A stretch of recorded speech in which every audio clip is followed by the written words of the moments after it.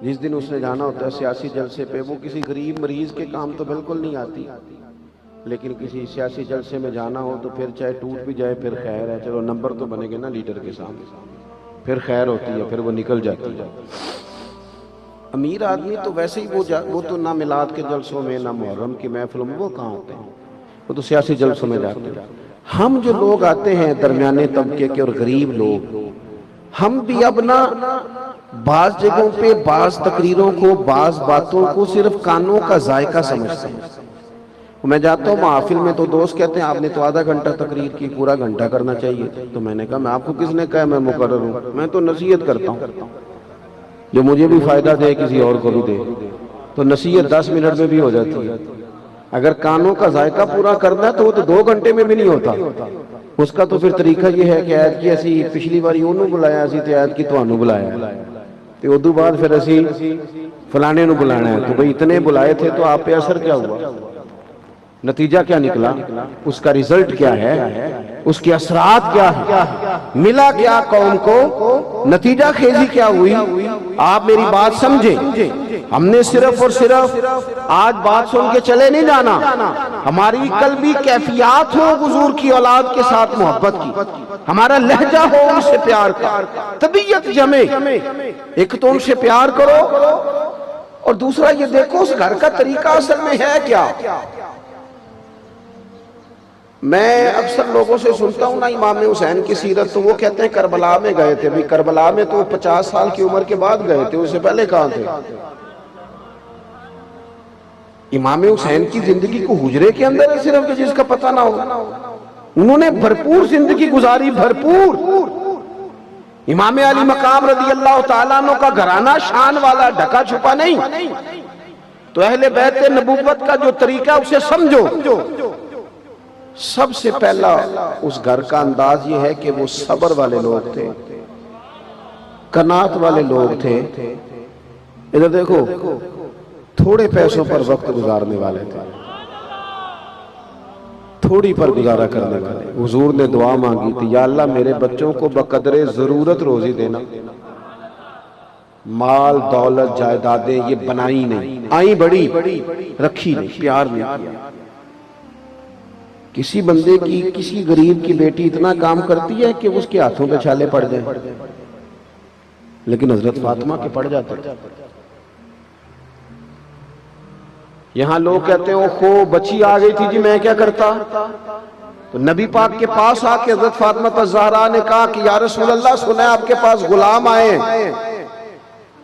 तो एक गुलाम मिल जाए तो चक्की पीस लिया करेगा, घर के काम काज कर देगा। तो नबी पाक ने फरमाया पुत्र तुझे बेहतर नुस्खा ना दूं। या रसूलल्लाह फरमाए 33 बार सुभान अल्लाह पढ़ा कर, 33 बार अल्हम्दुलिल्लाह पढ़ा कर, 34 बार अल्लाहु अकबर पढ़ा कर। जब तस्बीह खत्म होगी अल्लाह गुलाम आजाद करने का सवाब देगा।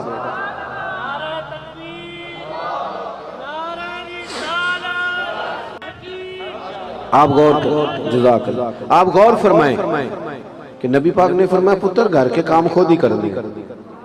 यहाँ कहते हैं ओहो बच्ची ससुराल में बड़ी दुखी है जी, क्या कर दी, कहते रोटियां पकाती। कंजुल माल में ये लफ्ज मौजूद है कि ऊंट के बालों की बनी हुई चादर ओढ़ के सैयदा फातिमा खुद चक्की पीस रही थी।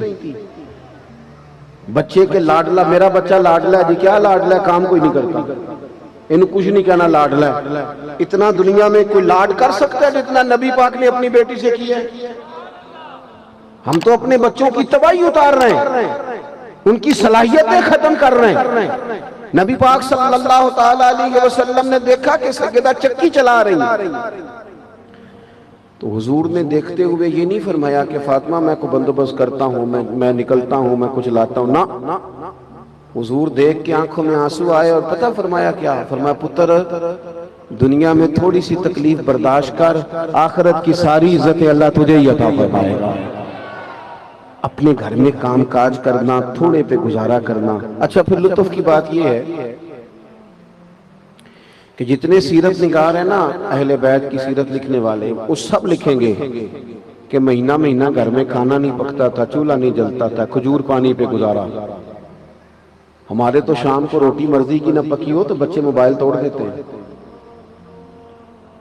चलो थोड़ी जी गल वड्डियां दी भी कर लेंगे, यानी वो साहब भी अगर आ जाए उनकी मर्जी की रोटी ना ना पकी हो तो वो भी कहते तू पेके जा, इसलिए कि ये तूने क्या पकाया है। सुनो ये हुजूर का तरीका मुबारक भी सुनो।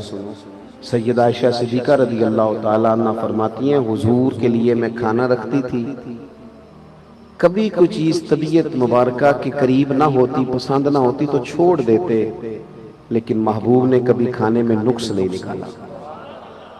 सुबह से शाम तक घर वाले बावर्ची खाने में गर्मी में खड़े रहे और तूने एक मिनट नहीं लगाया, हर चीज उधेड़ के रख दी।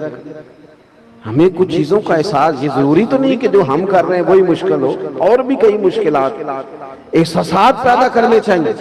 गौर फरमाइएगा, हर सीरत निगार ने लिखा है कि महीना महीना चूल्हा नहीं जलता था, खाना नहीं पकता था, लेकिन मजे की बात यह है